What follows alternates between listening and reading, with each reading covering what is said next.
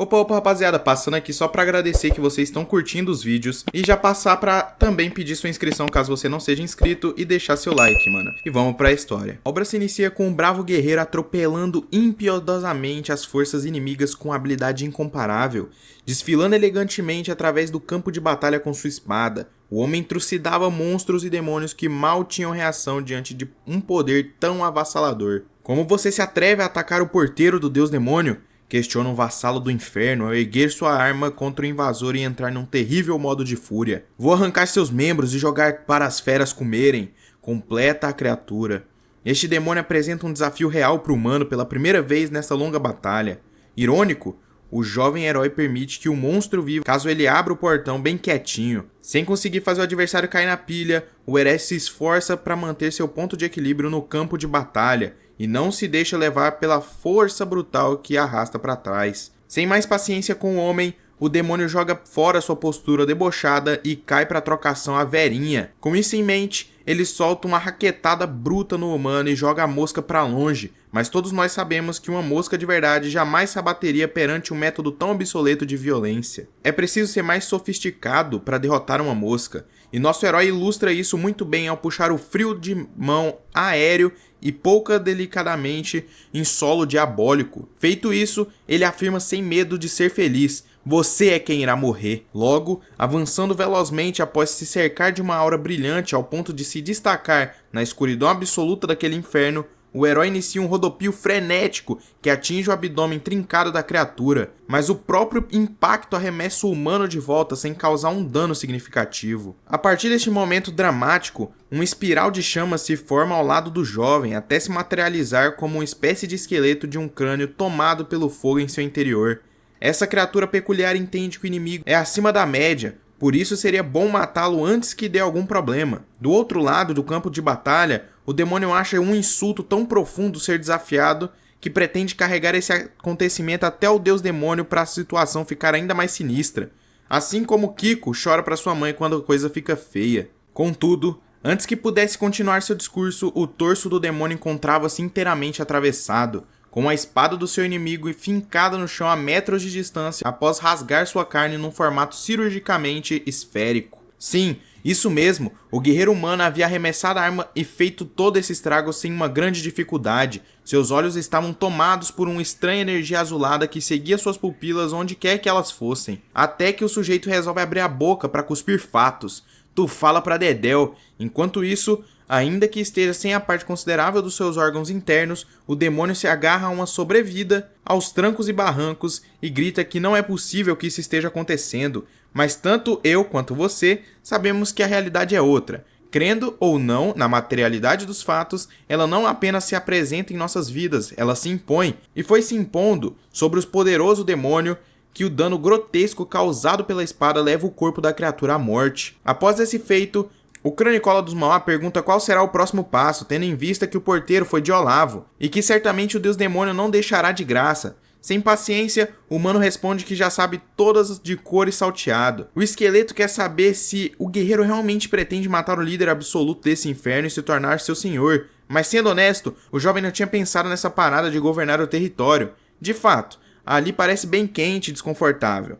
Sendo assim, a caveira fogosa indaga o motivo de enfrentar o deus redemônio. Então o homem responde que faz 80 anos desde que veio para esse inferno e teve que lutar contra muitos monstros e pastores do Universal para sobreviver. Todos eles eram incríveis, complementa o Cranicola. De fato, todos eles tinham suas próprias histórias e motivos para estarem no inferno. E essa questão fez o homem se interrogar o que estaria fazendo nesse inferno. Afinal, por que o deus demônio arrastou ele para cá? Tudo o que ele queria saber era essa resposta. Essa é a pergunta de milhão para esse herói. Ou melhor, anti-herói. Não sabemos mais a essa altura do campeonato. Cranicola pergunta se o cara possui excremento fecal na cabeça ao invés de um cérebro, levando em consideração que seria mais fácil arranjar um meio mais educado de perguntar isso.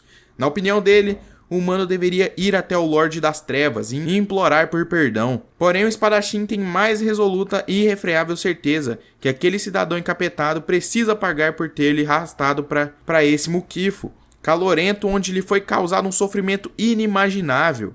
Então, mais decidido que nunca, o guerreiro se coloca à frente do castelo onde seguramente o líder máximo do mal está comendo uvas em seu trono, sendo servido por belas jovens demoníacas criadas. Com sua espada em mãos e suas skills todas ligadas no talo, ele dá o tiro de largada para ele mesma e parte em disparada rumo ao seu objetivo. Contudo, o resultado desse pique foi semelhante ao que seria caso ele fosse um jogador do Flamengo e desse uma arrancada despropositada rumo à meta adversária. É o hospital na certa. Não foi diferente no caso do nosso herói, que entra em desespero por estar em um lugar completamente diferente do que ele estava há meros segundos atrás. Após alguns segundos de reflexão, sequelada acerca de seu paradeiro, o jovem nota que está internado no hospital universitário, num sonho sobre sua vida na Terra que não acontecia há uns anos atrás, mais ou menos uns 30. Agora, a dúvida é por que ele está sonhando justo com o hospital, mas como se não fosse o bastante, ao tentar mover seu corpo, ele repara que está absolutamente imóvel, considerando estar num doloroso sonho de estado vegetativo. Ao notar a presença do garoto na cama hospitalar, uma mulher deixa cair sua bandeja com água e Fanta laranja no chão, assustando o pobre rapaz ainda mais. Logo, ela se mostra estupidamente comovida pelo seu garotão ter finalmente acordado. Por outro lado, o menino está mais perdido que pinto no lixo, só querendo meter o pé desse estado grotesco, enquanto a mulher o abraça e chama de garotinho, dando a entender que o menino é seu filho, ou a reencarnação de um candidato a vereador supostamente corrupto no Rio de Janeiro. Seja como for, uma coisa é verdadeira: ele jamais tinha sonhado de uma forma tão nítida e real. Ou será que não é um sonho? Bom, o argumento de que era um sonho ganha mais força quando ele retorna ao castelo do deus demônio, onde outra penca de demônios havia sido mandada para o céu através de justiça em forma de lâmina do guerreiro. Apesar disso, o sentimento que fico é que ele quase morreu. Ao externalizar isso, ele ouve do Cranícola em chamas que o deus demônio realmente pegou ele de jeito. De fato, o herói nem se deu conta do que aconteceu e foi jogado para o cafundel de Judas, por causa de uma artimanha psicológica do capeta, talvez. Bem, não se sabe ao certo, pois a mochila de criança é o pai da mentira. O que é certo é que ele irá pagar com a própria cabeça perante seus atos nefastos, e este homem será o algoz. Entretanto, para surpresa de ambas figuras, uma estranha interface chama a atenção do guerreiro com um questionamento indigesto. Gostaria de retornar à Terra?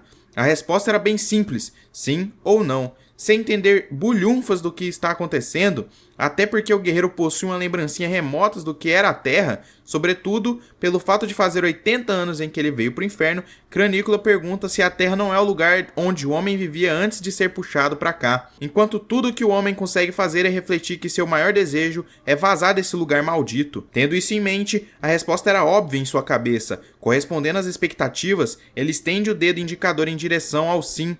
A interface aperta o botão. Nisso, uma luz intensa toma conta do recinto e da visão do garoto, que logo entra em estado onde o vazio era a única lei. Algum tempo depois, o rapaz acorda com o médico tentando se comunicar com ele através de seu nome, Daesung, enquanto o jovem se questiona se está vivendo a realidade. O doutor informa a mãe que o coma do garoto foi muito longo, portanto será um pouco difícil dele se mover no momento, mas que certamente o pimpolho irá melhorar com o tempo e tratamento e fisioterapia adequados. A senhorita agradece pela assistência do profissional, que elogia a força e determinação da mãe perante esse momento difícil. Daesung, por outro lado, solta um grito arranca-tim escabroso de contrair as pregas. Sem saber o que é real e o que é fantasia, o jovem perde a linha e entra em um estado de insanidade temporária. As crianças em volta perguntam para a mãe se aquele cara virou uma buzina humana e já querem chamar a polícia para jogar o sujeito na cadeia, enquanto o médico tenta controlar o ímpeto do internado.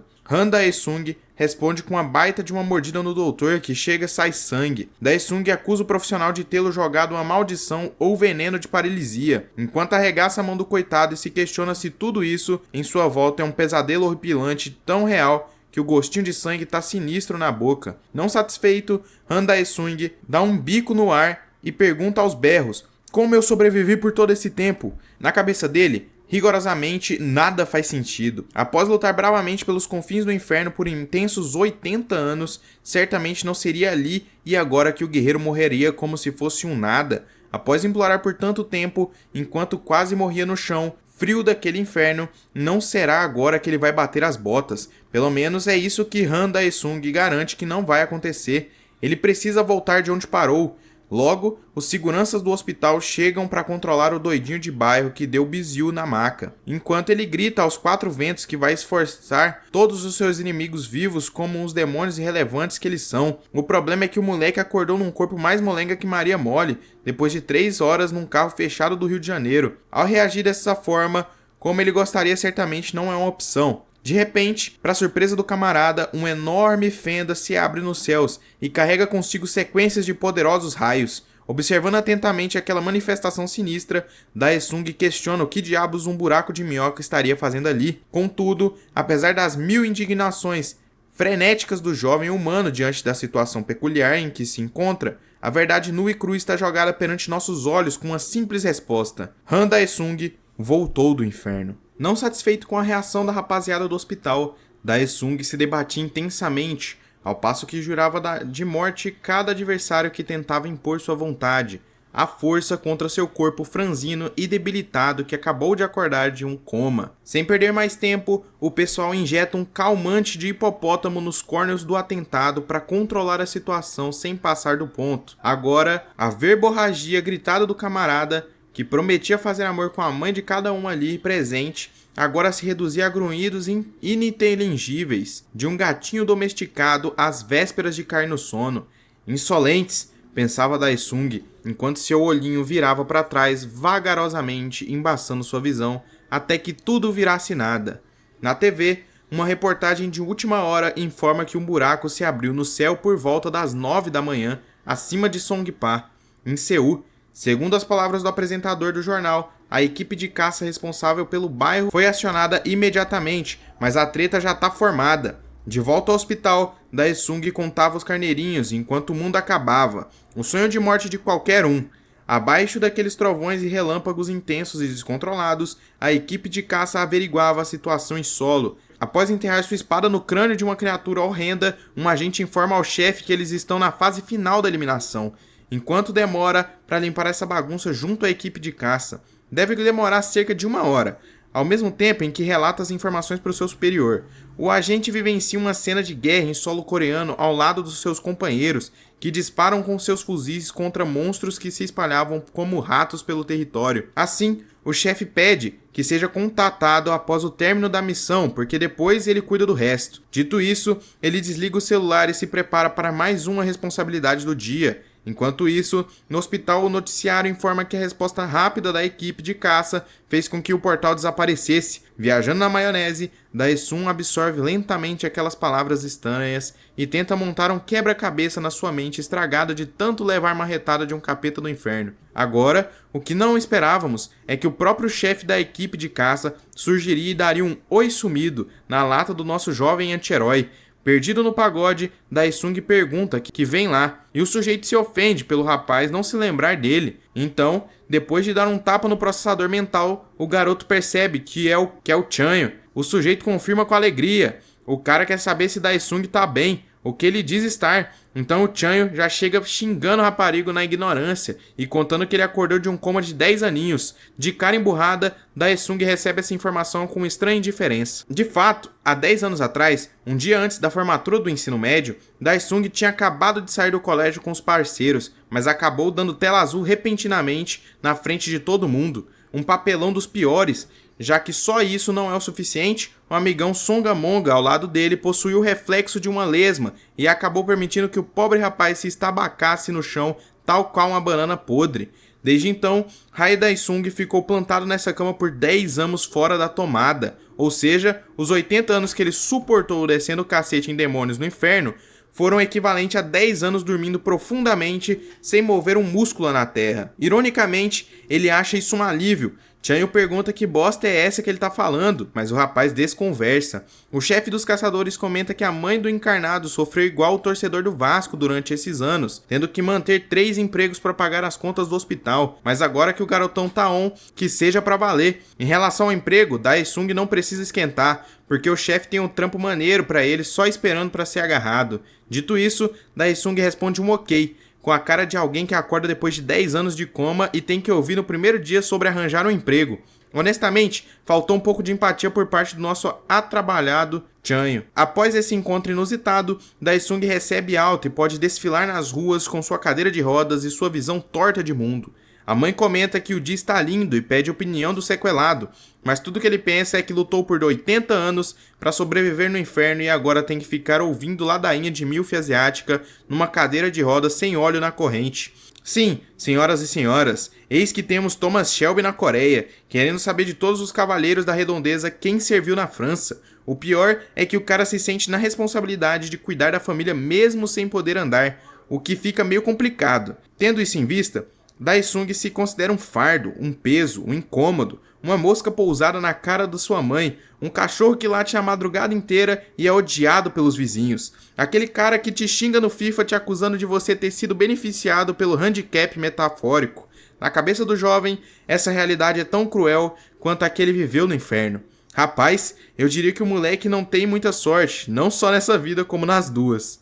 Daí pra frente é só loucura atrás de loucura. Então a mãe de Daesung fica piradinha da cabeça quando avista dois homens de terno abordando ela e seu filho. Daesung sabe quem são os desgraçados, mas fica quieto. Os dois aproveitam que o rapariga acordou da hibernação pra cobrar o que ele deve, ameaçando botar o pivete pra dormir sem volta, caso ele não pague de uma vez por todas. A mãe do garoto treme de medo diante dos homens e fala com dificuldades que vai pagar no mês que vem. Mas os caras já ouviram a lazarenta falar isso tantas vezes que começaram a se questionar se a bichinha tem alguma palavra a mais no vocabulário. A pegar na mão do homem, ela insiste que está dizendo a verdade, que só precisa de mais 2 módulos para finalizar o curso de como lucrar até 10 mil reais por mês no jogo do Tigrinho. Mas o maluco fica pistola por ter sido tocado pela moça e puxa sua mão com força. Daesung observa a cena com raiva, mas nada pode fazer devido à sua condição. O agiota ressalta que em qualquer lugar é preciso pagar no prazo, e não é só porque eles são 2 anjos na terra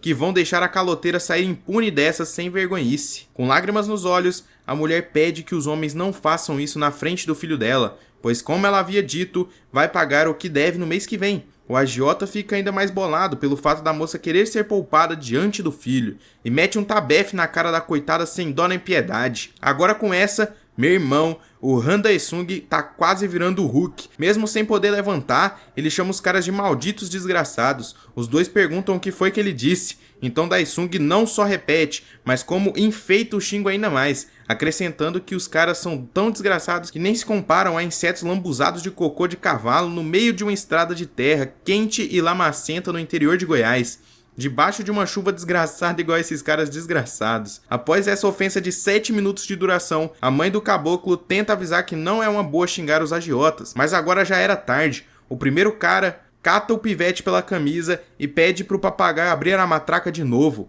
A mãe implora pro filho pedir desculpas e tenta convencer os agiotas que o moleque não sabe de nada, mas eles não acreditam na história, já que a senhora pegou dinheiro justamente por causa do garoto. Não satisfeito, Daesung pergunta o que o cabação vai fazer em relação a isso. Então o agiota percebe que o cérebro desse aí já virou farinha depois de tanto tempo desacordado. Sem dar tela pro desandante, o sujeito taca ele longe como se fosse uma bola de beisebol. Então o moleque capota o chão vergonhosamente.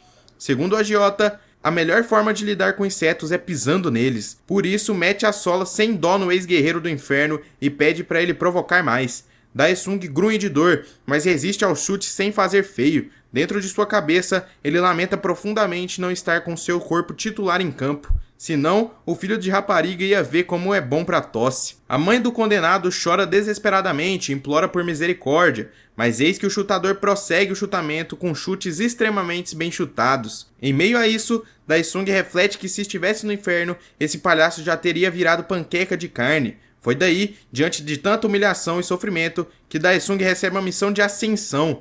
Caso recuse, ele não terá acesso à recompensa. Surpreso e levando a bica atrás de bica, Daesung tenta entender o que significa exatamente isso. Apesar da interface estar atrativamente colocada diante dele, com essa proposta misteriosa de redenção, seu corpo fajuto pode ser um tiro no pé anunciado, caso ele aceite o objetivo e não possa fazer absolutamente nada para corresponder às expectativas. Sendo assim, ele fica estático por um momento e pondera sobre a ocasião. Apesar disso, a dúvida acabou não durando muito, pois foi essa janela de missões que ajudou Daesung a sobreviver no inferno por 80 anos. Não era interfacezinha qualquer não, rapaz. Então ele aceita a missão e o mundo à sua volta ganha tons acinzentados e as pessoas simplesmente congelam. O garoto olha de um lado para o outro e atesta que foi exatamente isso que aconteceu. A sociedade se tornou uma obra de arte estática, onde o protagonista é o próprio Daesung, que permanece capaz de se mover, como se o tempo tivesse parado. Ligando os pontos, o gênio deduz que isso se deve ao fato dele ter aceitado a missão, o que, convenhamos, não era muito difícil de supor, né? Mas enfim, o nome da missão é Restauração Corporal,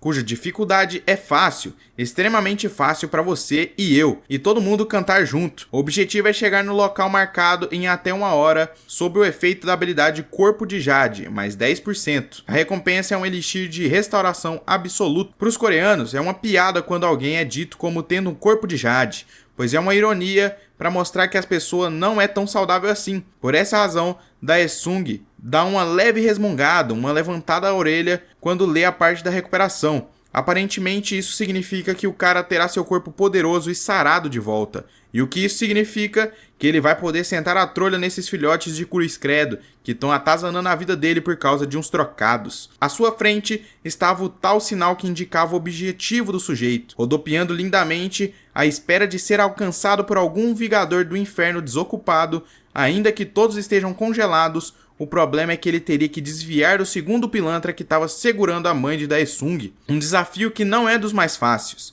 levando em conta que nosso camarada nem andar consegue. Mesmo assim, ele se enche de marra e pergunta: eu só tenho que chegar até ali? Rapaz, o maluco é brabo. Exatamente. Tudo que Daesung precisa fazer é rastejar até aquele ponto tal qual uma lesma moribunda, depois de fazer um papel de uma bola de futebol no exercício de tiro de meta. Utilizando o corpo de Jade, como se não houvesse amanhã, o garoto arrasta seu corpo pelo chão enquanto pinga litros de suor que esvaem todos os líquidos possíveis do seu corpo.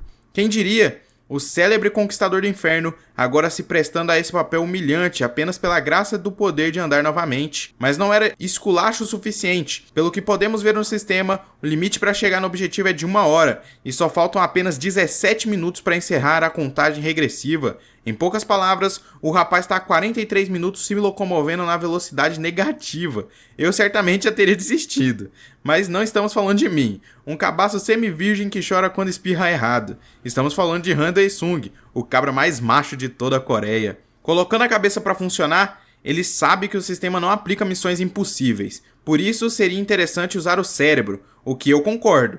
Analisando friamente as circunstâncias do seu objetivo, ele chega a uma importante conclusão em sua mente, defecada pelas condições, visto que ele esteve por todas as suas experiências. A interface não disse em nenhum momento como ele deveria chegar no local, ele só precisa chegar lá e ponto final. Honestamente, eu não vi nenhum Velotrol dando sopa nos arredores para ele pegar emprestado. Mas, putz, o maluco não pode andar, né? Foi mal. Daí, a questão é que ele pega a cadeira de rodas para cumprir o percurso, o que eu honestamente nem lembrava mais que estava lá. Usando a força que ainda restava no seu corpo podre, Daesung dá o sangue até sentar a bunda novamente no veículo não motorizado. Mas faltam apenas 35 segundos pro negócio ir pro beleléu. Bora, meu fi, dá tempo, não amarela agora, faz teu nome nessa bagaça. 15 segundos, cara. Sebo nas canelas, bota pressão nessa cadeira, entorta a coluna para diminuir a resistência do ar. Faltando 9 segundos, a rodinha do veículo já estava comendo asfalto pela força na qual estava sendo movida. A musiquinha do esporte espetacular podia ser ouvida de fundo nas mentes e coração dos jovens que acreditavam na vitória do nosso herói Daesung. Restam 6 segundos. Jovem, é agora ou nunca, o momento onde os garotos viram homens. Putz, 2 segundos. Irmão, valeu demais, não foi dessa vez. Quem sabe na próxima a gente vai se falando, né?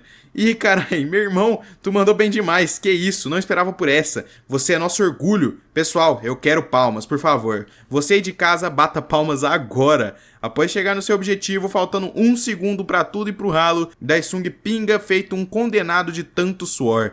Mas a verdade é que o elixir da restauração absoluta estava devidamente entregue. Essa substância que será responsável por devolver a verdadeiro corpo de Han Daesung para o lugar que ele merece. A responsável por promover uma deliciosa vingança contra uma dupla de agiotas que ousaram cruzar o caminho do motherfucker conquistador do inferno. Chupa, agiotas! Sem perder mais tempo, Daesung bebe a poção como se fosse um suco de cenoura e beterraba. Logo, ele sente as dores do seu corpo tomando Doril e sua energia sendo canalizada de volta para o seu tanquinho trincado e seus braços de Max Steel, que eram capazes de erguer a lâmina mais temida dos confins do submundo. Quando o mundo volta ao normal, Daesung não estava mais onde esteve quando a realidade foi dobrada. Sim, Daesung estava fora do que enxergamos ser o real. Um outsider, um vingador, um espadachim, um filho amado, apenas ele, o menino Han. O agiota se perguntava para onde foi o pivete, enquanto sua mãe acha o garoto e vai atrás dele por seu sumiço repentino. O capanga tenta entender o que diabos aconteceu, mas a verdade é que Daesung matou o próprio diabo. Enquanto alguns se enchiam de dúvidas,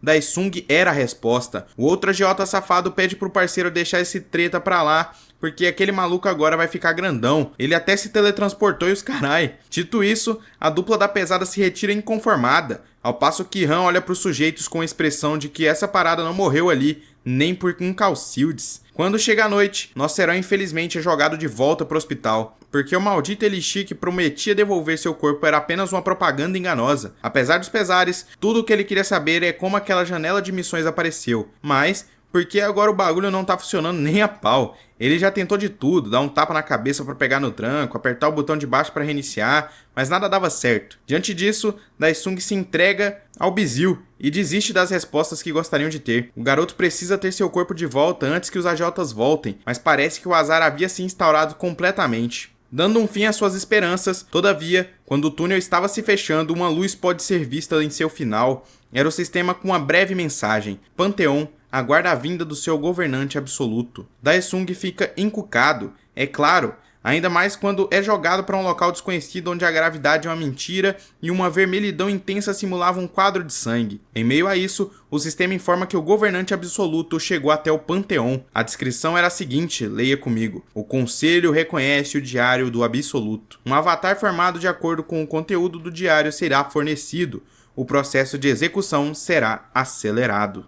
Complete a execução, superando o obstáculo concedido. Boa sorte! Perante os fatos, Daesung conclui que não se trata de um sonho. Tudo o que ele precisa fazer é fazer o que foi dito. E se tem uma coisa que ele é entusiasmado com a segunda parte da história. Dessa vez, o sistema indica que nossa quest, cujo objetivo é cancelar o CPF de um vagabundo, agora o bicho tá pegando. A recompensa é um tal de um chip de memória absoluto, fora que o efeito corpo de Jade subiu para 30%. Daí a criatura que deve ser derrotada simplesmente dropa na frente do herói, que só tem o trabalho de meter-lhe uma mãozada na mão fechada, que devolve o bicho pro submundo durante as próximas 15 reencarnações dali em diante. Passada essa parte, agora é hora da terceira missão, que é correr 10 km em 3 horas para ganhar o tônico nutritivo do absoluto. Sem demora, o maluco embola no pique e conquista o feito. Agora ele precisa fazer 1000 flexões em 2 horas para outro tônico. Fácil demais, bora lá. Daesung esfrega a bingola no chão 1000 vezes sem o menor constrangimento. Daí ele descobre que depois da nossa 9ª missão, a taxa de execução atual ainda estava em 55%. Um verdadeiro absoluto, sendo que a recompensa é sempre esse maldito tônico nutricional. O maluco já tá o chassi de grilo e ainda precisa fazer dieta. Se fosse eu, ligava agora no Procon. A verdade é que o bagulho já tava chato. Ele queria fazer uma besteira, sair da rotina, meter a mão na cara de alguém, que não seja uma bola azul. Após o término dessa reflexão, Daesung é agraciado com o objetivo mais pica até agora: aniquilar os demônios chorão. Sem enrolação. É isso. Mandar o cara de volta pro inferno e fazer ele chorar pra mamãezinha dele. Sendo assim, ele é jogado perante este alvo, e Daesung reconhece que é um inimigo que quase matou ele no inferno. Então, à medida que o monstro se materializava na frente do humano, ele prepara um bote que daria conforme avançava. O demônio exibia sua real dimensão. E digamos que ele é grande o suficiente para fazer você soltar aquele peido de buzina bem seco e espontâneo. O mais impossível de segurar, por mais que você esteja forçando o esfíncter para dentro de tanto medo. A primeira reação de Daesung é colocar o braço para bloquear, mas ele sabe bem que manter essa defesa, a pegada vai transformar ele em geleia de mocotó, sabor tutti-frutti. Seus pés arrastavam pesadamente no chão para manter a base. Ai, meu joelho! Como revide, ele pega o impulso e salta na direção do demônio, mas no meio do caminho, o sujeito leva uma só lapada que sua cabeça não vai esquecer nem tão cedo. Cuspindo sangue, o cabra fica possesso com um fracasso, mas não será isso que fará ele desistir. Convencido, ele se cobra por estar acompanhado de um chorão mimizento dos infernos, mas a realidade se impõe perante o jovem conforme o monstro ganhava confiança e ferocidade com sua pose ameaçadora de ataque. Numa sequência de 3 golpes que consumiram quase 7 km de quadrinhos, o bebê chorão era pura lapada seca para cima de Daesung, e o garoto escapava dos golpes com uma precisão, embora seu corpo ainda não fosse como antes. Independentemente, o lagarto gigante supera sua falta de pontaria e agarro humano, o fazendo urrar de dor com a potência daquela musculatura que esmagava seus ossos ferozmente.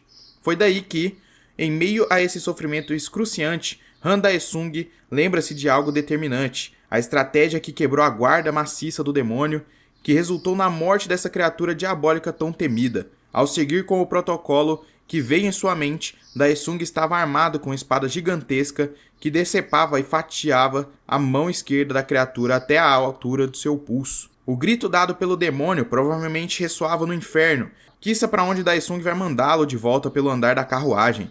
Esquecidinho, Daesung não lembrava que poderia invocar essas lâminas e agora o jogo virou. Guarde essas palavras. O monstro insiste em atacar de forma impulsiva e desastrada, porém Daesung já tinha sacado seu trunfo, então confirma uma expectativa e anuncia que com todas as suas palavras, para onde irá mandar este verme das chamas. Do inferno o demônio veio, pro inferno o demônio voltará. A partir de um poderoso golpe de sua espada, Daesung conclui a missão e evolui o corpo de Jade para exatos 55%. Nesta noite terrível, calma e solitária, o hospital universitário carregava uma aura desnecessariamente sombria, em um ambiente que deveria parecer tranquilo pela ausência de uma ameaça que pudesse ser vista a olhos nus. Ao mesmo tempo, o sol chegava lentamente através do horizonte, e cortava a escuridão com o talento único e imponente do astro que rege a vida na Terra. Dentro de uma das salas, o homem abre a janela e acorda a mãe da protagonista. Inicialmente, ela não reconhece quem está diante, mas sua visão logo se recupera completamente e revela Han Daesung, com um corpinho maneiro de Jared Toledo nos trinques, com o shape bolado pós-coma de 10 anos. Mais tarde, ainda que esteja em forma, nosso herói não negligencia o exame de rotina. A responsabilidade sempre vem acima de tudo. A mãe do garoto pergunta sobre aquela história que o doutor contou sobre 6 meses de fisioterapia e o escambau. Porque o moleque tá novo em folha. Só pode ser um milagre, ele poder se mover desse jeito em mísero 15 dias. Sensato, o médico responde que não tem resposta para isso. De duas uma, ou esse pivete tomou alguma coisa errada, ou é para a igreja exaltar de pé. Ainda assim, a mãe de Daesung se mostra extremamente preocupada caso seja algo que definitivamente ela não quer que seja. O médico garante que a mulher pode ficar tranquila quanto a isso, pois o paciente está apenas reagindo fora do comum. Nada demais. É raro, mas acontece muito. Esta afirmação desprendida da realidade pode parecer pouco para nós, mas foi o bastante para fazer uma mãe desesperada se aliviar concretamente após o longo período sofrendo com seu pivete virtualmente morto. Enquanto isso, depois de levar um fonfon na tetinha do meio do exame, Daesung manda o enfermeiro ir de retro, e nessa hora sua mãe notou que seu velho filho está de volta. Segundo ele, andar não é um problema, e se mexer não é nenhum impropério. Mas por dentro, Daesung só quer seu corpo de volta, o mais rápido possível, pois o dever lhe chama. Bisbilhotando a conversa de sua progenitora com a enfermeira Kim, Daesung ouve a profissional dizendo que não fez nada comparado ao que a mãe fez nesses últimos 10 anos. Quanto a isso, a mulher sabe que é verdade, por isso não é capaz de conter o choro. Segundo ela, de fato foi um milagre. Por sua vez, Daesung também entende que aquela guerreira deve ter sofrido o inferno para sustentar o corpo vegetativo dele durante todos esses anos. E esse sentimento gerou no garoto, recém-recuperado, uma vontade inigualável de contribuir o gesto. Agora é ele quem vai cuidar dela, e a determinação expressa em seu rosto é a prova mais concreta que isso realmente vai acontecer, haja o que houver. Pouco depois, após soltar um barro de respeito que estava segurando por 10 longos anos, as fezes acumuladas eram de um tamanho similar ao do demônio chorão. Sem sombra de dúvidas, orgulhoso de sua obra de arte, Daesung vai até o espelho e chama pelo Panteão. Então o Panteão se abre. A partir disso, uma camada energética se forma ao redor do jovem e faz seus cabelos voarem numa estranha intensidade. Apressadinho, Daesung pergunta se o processo pode ser acelerado, então o sistema explica que a execução é limitada às missões de ascensão que são criadas aleatoriamente pelo Panteão, e que o usuário pode selecionar o nível de dificuldade entre as opções fácil, baixo ou médio, Porém, como precisa terminar essa bagaça o mais rápido possível, o Vingador apela e desbloqueia a dificuldade infernal para jogar dentro do próprio campo. Ao aceitar as condições, o sistema desperta uma esfera negra envolta em raios vermelhos de sangue, capaz de destruir esse elemento e devolver para fora de si um estranho que é jogado perante o local, com uma imponência assustadora. Sem entender nada, Daesung esperava outra coisa, mas quando se dá conta, diante dele estava ninguém mais, ninguém menos que ele mesmo em pessoa, o guerreiro macabro cuja lâmina ainda ressoava vividamente na alma encardida dos seres mais diabólicos e abjetos que se embrenham ardilosamente nos confins mais insanos do próprio inferno. Lá estava o Vingador perfeito, o modelo, o objetivo, o resultado da perfeição perante seus olhos. Com os rivais de frente um para o outro, um breve momento de silêncio invade o ambiente de forma avassaladora, até que Daesung aumenta a aposta para cima de si próprio, assumindo uma expressão confiante, ainda que seja contra o absoluto do inferno. O homem que se encontra diante dele ainda não é ninguém além dele mesmo. Han Daesung, estando pronto ou não, agora é o momento de colocar à prova essa estranha arrogância, pois o Doppelganger ataca com uma rapidez furiosa e assusta o garoto, que precisa reagir à altura num contra-ataque que não atinge o alvo. Com sua guarda exposta após a espadada, Daesung vê o Doppelganger erguer sua lâmina e desferir uma poderosa pancada que é bloqueada com dificuldade pelo jovem.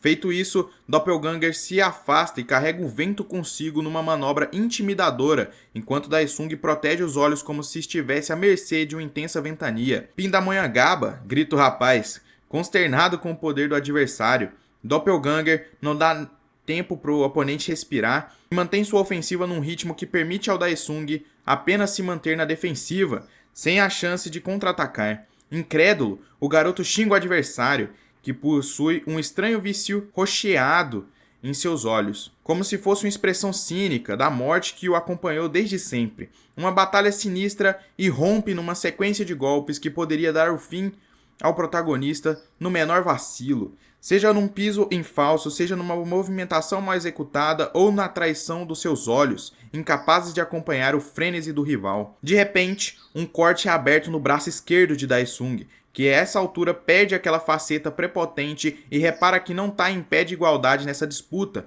O garoto até reflete que quanto mais demorar, pior será, mas é preciso mais que uma análise fria e vaga para derrotar um inimigo tão imponente.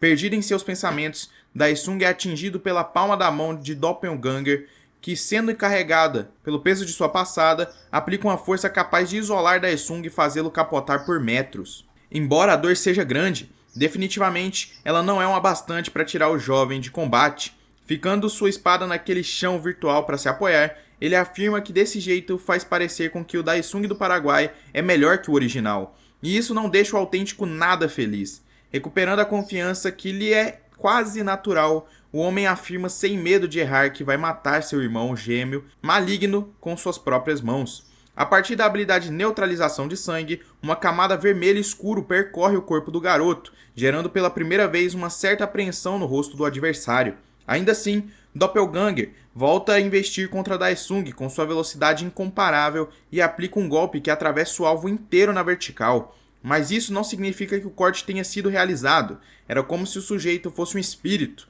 imune ao contato físico. Nesse caso, Daesung parte rapidamente para o flanco do inimigo, segura a lateral de sua cabeça e bate ela com força no chão, o subjugando por um breve instante, o suficiente para erguer sua enorme espada diante do corpo caído do Doppelganger e atentar contra ele. Todavia, Doppelganger se livra da morte ao prender o seu pescoço para o lado, e em seguida retoma a distância para o oponente com sua manobra de agilidade impressionante. Embora tenha sofrido o primeiro dano na luta, Doppelganger não parece minimamente abalado com isso.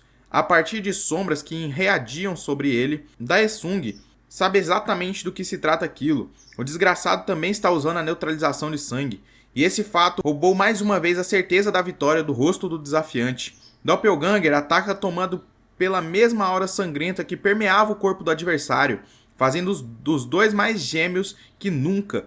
Usando e abusando do seu palavreado chulo e repleto de ofensas mirabolantes, Daesung manifesta toda sua raiva pelo rival e tenta acertá-lo com sua espada.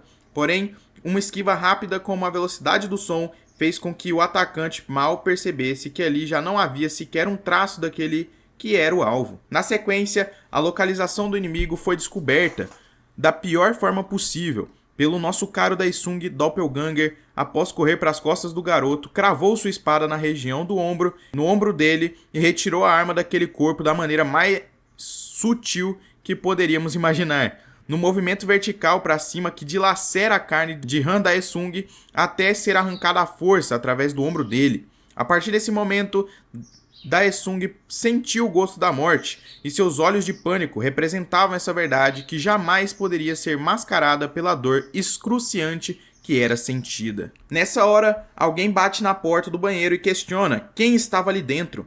E lá, Daesung tremia igual varapau, sem conseguir reagir ao que acontecia ao seu redor de forma satisfatória, com sua cabecinha de moqueca que estava vegetando no universo paralelo.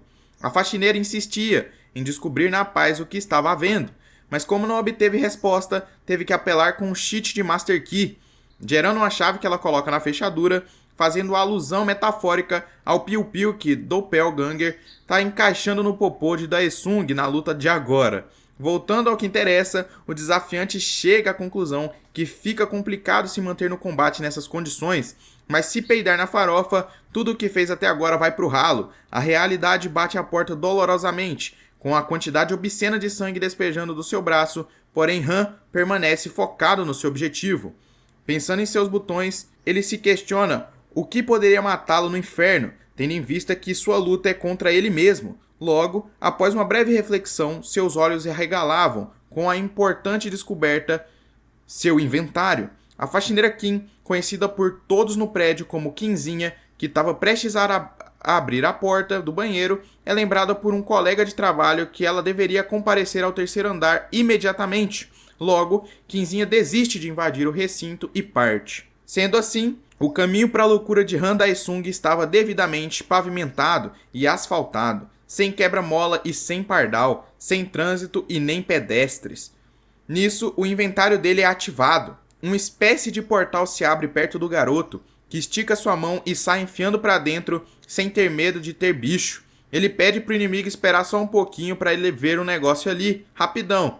E quando ele tira o que queria do inventário, volta a mostrar pela quinta vez sua carinha de acerto de contas, que já não mete medo nem em um gato de rua, mas que, se Deus quiser, irá representar uma ameaça real a partir de agora. Bom, levando em consideração que ele recolheu os itens que recebeu por ter completado cada missão que leu até ali, pode ser que essas vantagens sejam suficientes para dar um boost no jovem e, consequentemente, virar esse jogo, porque até agora tá difícil. Com isso, ele consome o tônico nutritivo do Monarca, capaz de restaurar a resistência e a força mental do usuário em 20%, sem juros. Com 5 desses, o moleque vai ficar embaçado, é só fazer as contas. No entanto, Doppelganger não é burro de deixar o inimigo se bufar da forma que bem entender, por isso dispara contra ele outra vez. Mas agora Daesung não foi capaz apenas de desviar do ataque, como também revidar com uma bela solapada na cara do sujeito, que entorta ele intensamente, fazendo Doppelganger recuar de moonwalk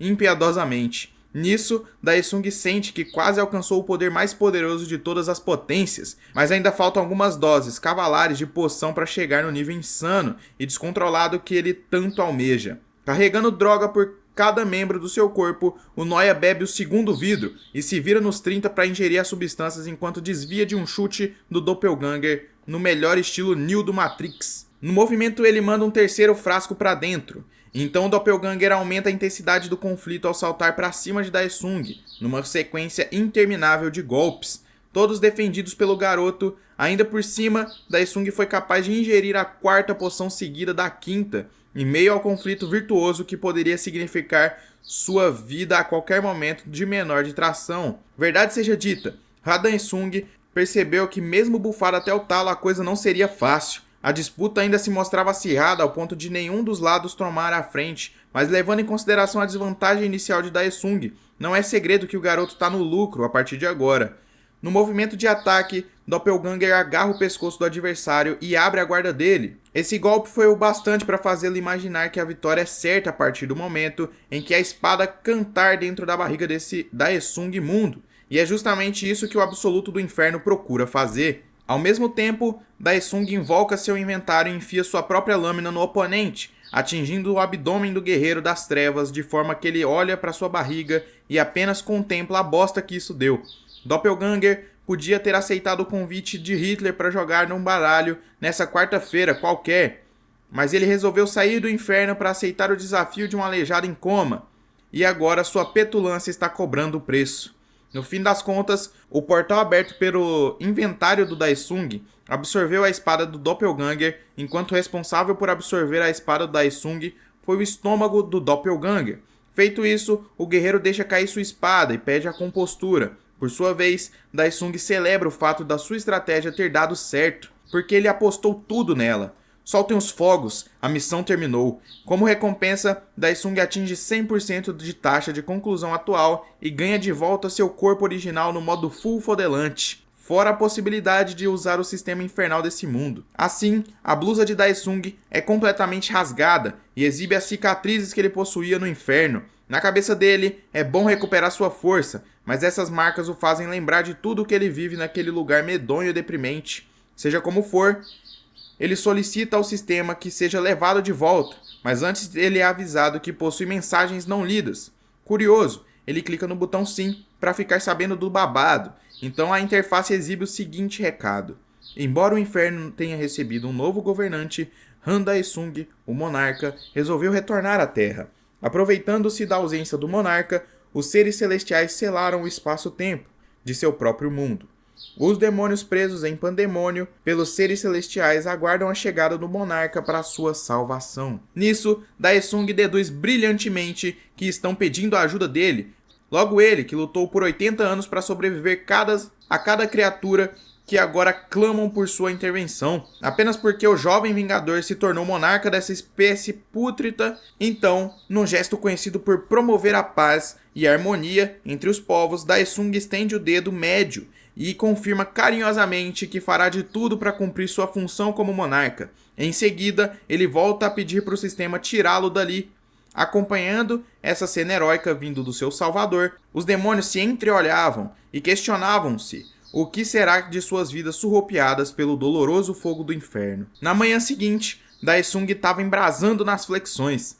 Agora que conquistou seu físico invejável e capaz de fazer as mocinhas suspirarem, mas é claro que não era uma flexão normal, ele tinha que se exibir petulamente. Esse amostradinho equilibrando todo o peso do seu corpo virado de cabeça para baixo, o sujeito já tinha passado de 50 flexões sem nem suar. E quando sua mãe vê aquela cena excêntrica com o médico, tudo o que eles fazem é manter o silêncio, brevemente até chegarem a alguns paletes sobre a situação desse indivíduo.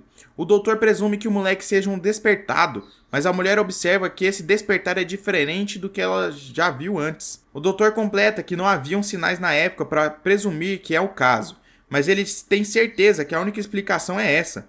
Preocupada com mais essa anomalia acontecendo com seu moleque, a mãe de Daesung questiona como é possível mais essa agora, enquanto o médico informa que não há mais nada que o hospital possa fazer por esse filhote de cruz credo. Portanto, a mãe deve levá-lo à associação por sua vez. Daesung tenta acompanhar a conversa de rabo de olho. Pouco depois, em meio à cidade, dentro de um táxi, o garoto refletia sobre essas palavras que ouviu naquele diálogo, como despertar a associação.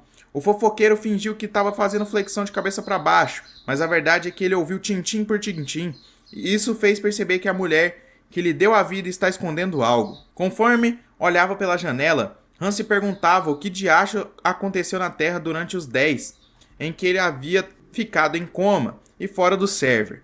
Levando em consideração que 10 anos realmente podem parecer uma eternidade, ainda mais diante da volumosa inovação tecnológica da era em que vivemos, de fato, poderia soar pelo garoto como um mundo completamente novo, mas a situação ia bem além disso. Por exemplo, nos arredores da cidade, prédios estavam destruídos pela metade, sugerindo um ambiente de guerra ou de calamidade natural.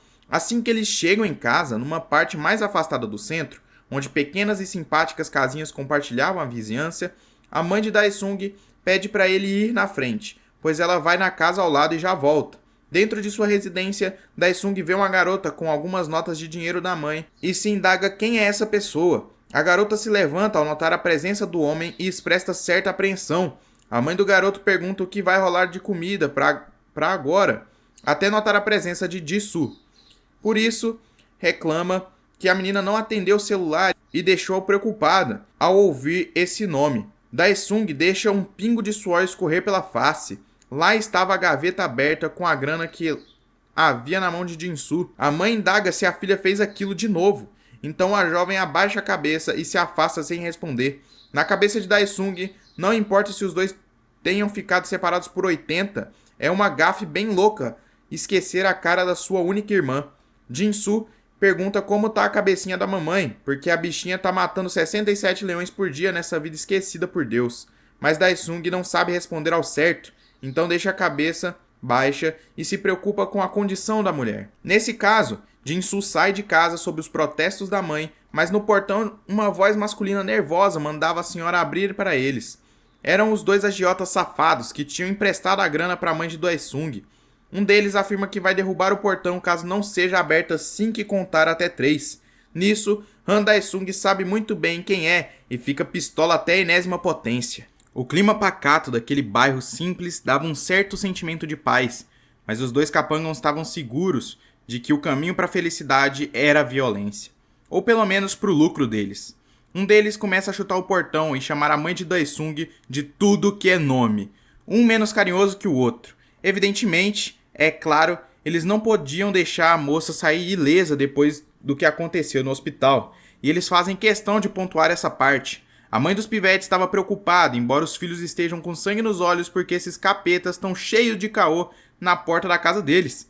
Jin-Soo estufa o peito e se dirige ao portão no maior estilo kamikaze, enquanto o exaltado do lado de fora bicava o portão sem pena dos dedinhos do pé.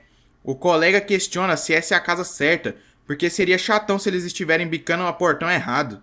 Daí, descobrimos que o nome do valentão com cicatriz no rosto se chama Hyung, um nome bem genérico de mamá, hein? Pois o comparsa dele quer saber se rola de arrombar a pola toda, só pra ver um negocinho. Nesse instante, Jin-Soo meteu a cara na reta e ainda xingou os malucos com ódio, mas isso tá longe de ser o mais intrigante da situação, pois a senhorita simplesmente deixa o portão aberto e vaza dali, calmamente. Hyung indaga quem é a moça e o outro só pode supor que se trata da filha da condenada. Daí, meu filho, o caminho pros caras estavam 100% liberado. Que atitude deplorável da jovem Jin-Soo. Hyung olha pra cara da devedora com a convicção de quem deixou o adversário do xadrez em xeque. Então a mulher gagueja para explicar que não entrou em contato porque o filho dela teve alta do hospital e ela esteve ocupada. Mas já abre a carteira para não deixar os sanguessugas de mãos abanando e puxa uma nota de 10.000 wons coreanos, que valem exatamente R$ 41,86. Eu pesquisei no Google. Rapaz, os agiotas ficaram muito chateados com essa audácia e chutaram tudo pelos ares, deixando Daesung ciente que o bagulho ia ficar doido na mão desses caras. Um dos homens derruba a mulher no chão e avisa que não veio buscar nenhum trocado, e a bichinha quase fica off com a queda repentina. Por sua vez, Daesung estava mais on do que nunca e preparado para destruir os invasores sem misericórdia. Um pouco mais para trás, Hyung avançava alguns passos até ver seu comparsa ser derrubado no ato. Então pergunta pro brother se ele escorregou em alguma casca de banana. O sujeito desatentado responde que a banana tá logo ali na frente, embora Hyung não acredite que esse moleque desajeitado seja capaz de causar esse tipo de estrago. Daesung comenta que ia atrás da dupla, mas eles acabaram brotando na base como se não houvesse amanhã. Hyung fica confuso, afinal era o garoto que nem conseguia andar no outro dia. Por isso o valentão acha que Daesung deveria agradecer pela grana que a mãe dele recebeu. Foi daí que Han Daesung despirocou de vez e perguntou se esses caras sabiam com que tipo de determinação ele sobreviveu no inferno. Sem entender nada, Hyung sente sua mandíbula ser agarrada pelo moleque, preparado para dar-lhe um tapa de mão aberta bem dada. Daesung ensina que o inferno é full payback, e o que você faz certamente vai voltar. O karma é real e operante no submundo. Parceiro, 10 vezes mais do que nessa terra. Conforme batia no homem, Daesung corrige que talvez seja 100 vezes mais, e a porrada estancando sem massagem na cara do agiota, assim que Hyung desaba feito um amontoado de vezes. Daesung manda ele levantar porque a brincadeira ainda nem começou e a dívida vai ser paga na base da ignorância. A essa altura, Hyung já não estava mais falando coisa com coisa. Focando sua mente no planeta Terra, ele nota uma cadeira ao seu lado. Por isso, segura o móvel acima de sua cabeça e questiona se, por algum acaso, o filho que está defendendo sua mãe está pirando na batatinha. Eu não sei se vocês, mas eu afirmo com convicção que boa parte de nós tomaria uma atitude semelhante caso fosse possível, né? Como resposta, Daesung quebra a cadeira inteira com um soco, atravessando ela até esmurrar a cara do desgracento. Dessa vez, o agiota cai de bunda no chão e vai ter que fazer fisioterapia pro Cox. Disso eu tenho certeza.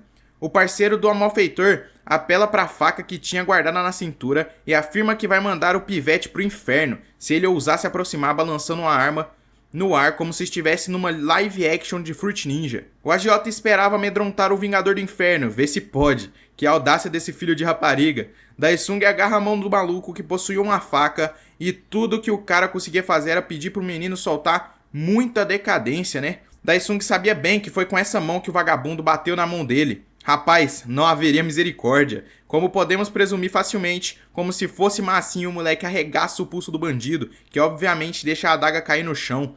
A partir disso, a dupla dinâmica de agiotas já estava precisando de um bom hospital para reaver sua saúde física. Hyung questiona se Daesung tá achando que vai sair ileso dessa treta, então o garoto explica que existe uma simples desse sair tranquilo como um grilo dessa situação. Basta enterrar os dois capangas numa vala entre uma Vila da Folha e Nárnia. Nessa hora, a mãe do exibido pede um pouco de paciência neste momento delicado, porque a situação está ficando fora de controle. Abalada, ela pede pro garoto dar um tempo na trocação, enquanto os capangas iam embora e prometiam que isso não vai ficar barato, correndo pela esquina igual dois covardes fujões. A dupla se afastava da residência da família Han até chegar em seu carro. Já no caminho de volta, não sei se Hyung não tem a carteira de habilitação ou não sei o que, mas deixar o parceiro dirigir só com a mão não é brincadeira. Ele pergunta se aquele era o mesmo moleque do hospital e o outro confirma. Um questionamento pertinente que eles fizeram é como um sujeito que ficou 10 anos em coma pode virar o Jack Chan de um dia pro outro.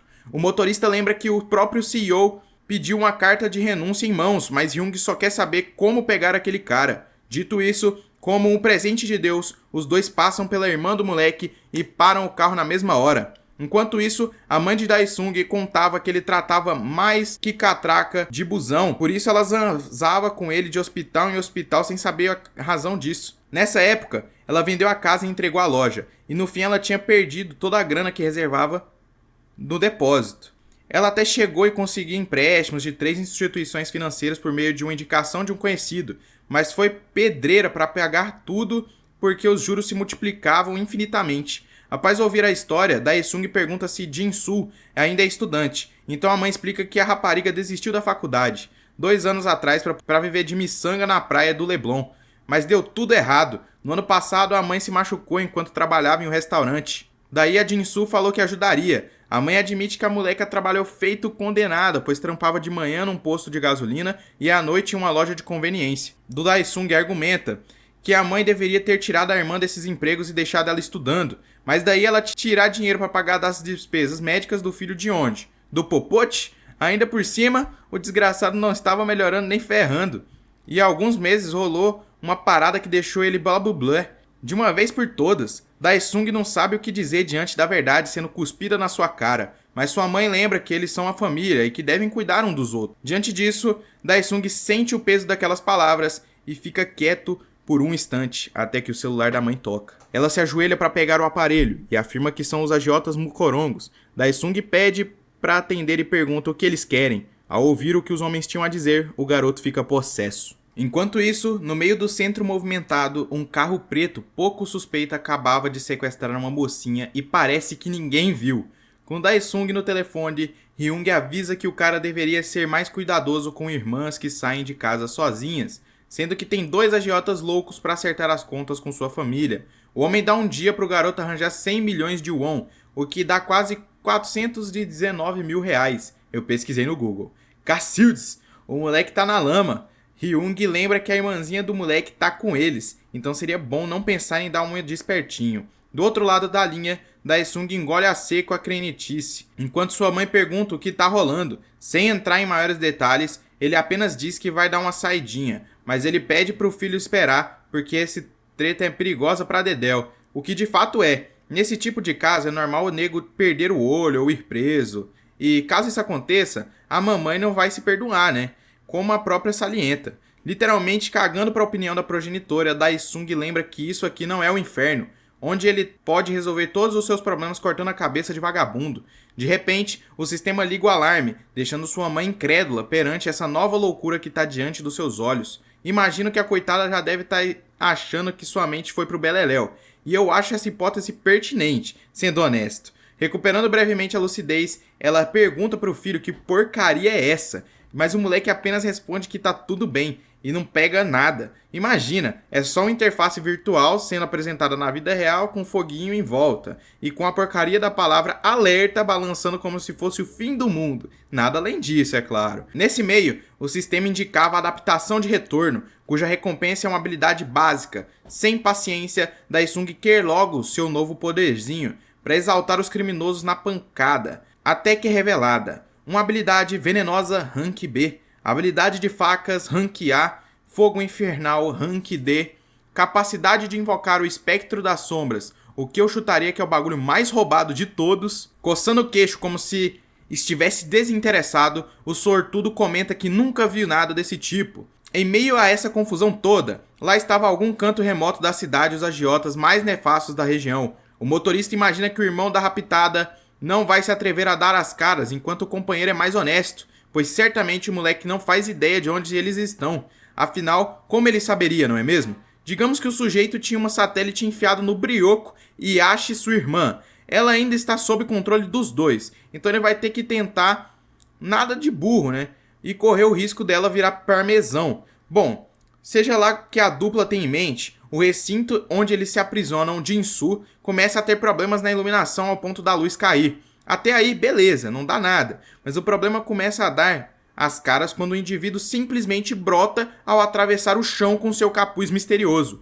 Hyung pergunta que tramóia é essa, mas ele deveria presumir sem ajuda. A essa altura do campeonato, afinal de contas, não seria complicado deduzir que se trata de Han Daesung. Mas eu vou dar o benefício da dúvida pro Capanga, levando em consideração que ele não fazia ideia que o bagulho louco desse seria possível até o dia de hoje. Após surgir do solo, Daesung anuncia que veio pagar o que deve, mas o sorrisinho do garoto sujeito indicava outra coisa. Então ele aperta o botão de invocar o espectro das sombras, dando a ele um poder que saberemos agora se realmente é isso tudo. Como eu havia dito, certamente é bem apelona, mas a evidência finalmente será jogada diante de nosso nariz. Ao acumular energia azulada em sua mão, Daesung calcula o quanto vai precisar para derreter seus inimigos, enquanto uma gosma preta se transformava em sua palma.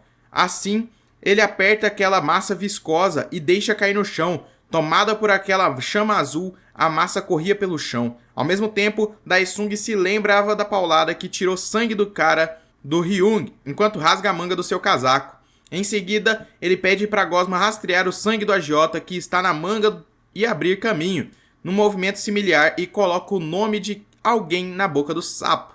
Caso você ainda não esteja ciente, sombras saem da gosma e recolhem um pedaço da manga, enquanto todo mundo olhava para aquela cena biruta e se perguntava o que diabos poderia estar acontecendo, porque até ontem ninguém tinha visto esses paranauê de magia, etc. Mas agora não era hora de chorar suas pitangas, e o agiota motorista sabia bem disso, por isso prepara o punho para meter um supapo no invasor. Daesung desvia no easy, obviamente, e agarra a cara do sujeito com o desenho que fez seu meu nariz espirrar só de imaginar a coceira e a dor que deu. Feito isso, o garoto mete o coco do cobrador no chão sem dó, fazendo ele babar algodão. De graça. Hyung tenta vingar o coleguinha, mas alguém aqui tem dúvida que não vai dar certo. Por algum motivo, ele supõe que Daesung finalmente está criando juízo, o que eu sinceramente não entendi onde ele queria chegar com isso. Pela cara do Jinsu, ela também não. Daesung, por último, nem sabe o que essa palavra quer dizer. Por isso pergunta pro professor o que significa ter juízo. É alguma coisa de comer? Hyung fica bolado e pede carinhosamente que seu oponente não seja tão cínico. Em seguida, ele chama a rapaziada para formar o bonde contra o vegetal humano que saiu do coma, e conforme descobrimos o resto do quadrinho, percebemos que haviam outros homens naquele recinto. Por algum motivo, eles não ouviram essa barulheira toda, mas seja como for, agora é hora de ir pro pau. Daesung dá um pescotapa no Hyung e faz ele cair de cara no piso, enquanto os outros capangas recolhiam o que era possível para sentar naquele invasor. Em meio a isso, aquela aura sombria do garoto se alastrava como ondas de calor ao redor do seu corpo bufado. A eletricidade do prédio volta a ir pro zaralho diante da quantidade de energia que o moleque puxava para si. Os bandidos não se intimidam e atacam Naisung, mas a verdade é que o pivete já estava intocável neste momento. Uma barra de ferro atravessa seu corpo, mas apenas aquela gosma negra podia ser vista. Nenhum sangue por parte da vítima. Não por acaso, aqueles homens entram em desespero ao perceber que estavam enfrentando o próprio diabo. Como apenas um chute, Daesung arregaça a cara de um maluco como se fosse uma abóbora estragada. Outro sujeito tenta acertá-lo, mas o moleque estava liso demais, desviando do golpe com maestria e revidando com um porradão na face do atacante. A partir daí, o campo de batalha vira um pandemônio, um campo de futebol onde o Real Madrid enfrentava o 15 de Piracicaba. Era supapo pra cá e soco pra lá, num ritmo frenético de surra que os bandidos nem ao menos conseguiam reagir da forma mais básica possível.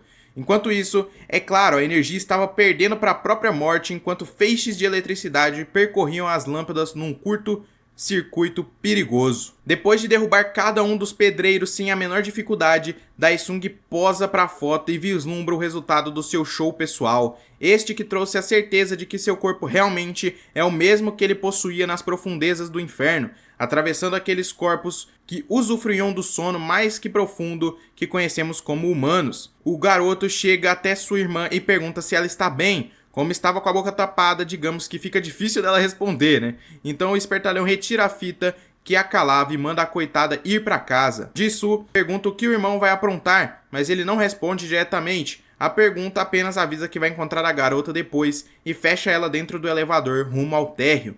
Após isso, a eletricidade do local circulava quase que inteiramente ao redor do jovem, que prossegue seu caminho sem a menor demonstração de remorso pela violência que cometeu agora há pouco.